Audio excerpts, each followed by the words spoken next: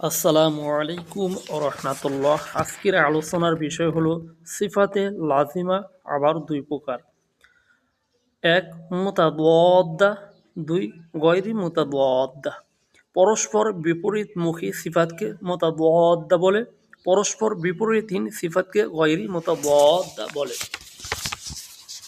সিফাতে লাজিমা মুতাদাদ্দা পাঁচ জোড়ায় 10টি, যেমন হামস, জাহর, শিদ্দাত, রেখা, তাওয়াসসুত, ইস্তিআলা, ইস্তিফাল, ইতবাক, ইনফিতা, ইজলাক, ইসমাত।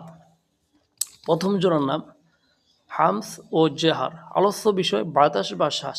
বাতাস জারি, বাতাস বন্ধ। হামসে বাতাস জারি হয়, জাহারে বাতাস বন্ধ। হামস ওই সিফাতকে বলে যে সিফাতে হরফগুলো আদায় করার সময় বাতাস জারি থাকবে, হরফগুলো দুর্বল হইবে। যেমন ফা, ফা, হা, সা, হা, শিন, খ, সদ, সিন, কাফ, তা।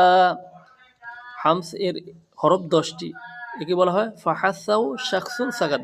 হামস সিফাতে হরফগুলিকে হরফে মাহমুসা বলে।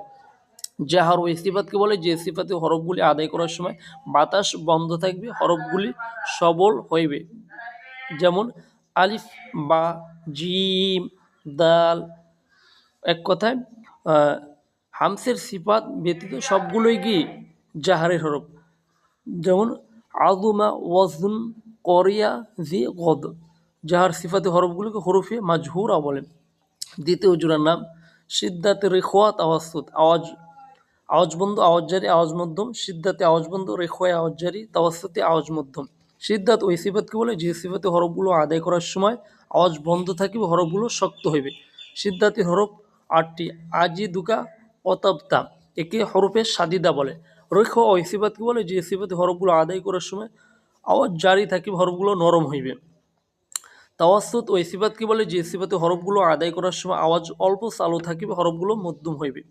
তাওয়াসসুত এর হরফ 5টি, লিন অমার। সিদ্দাতে হরফ তাওয়াসসুত আর 5টি, 8, মোট 13টি বাদে বাকি 16টি রেখোয়া হরফ।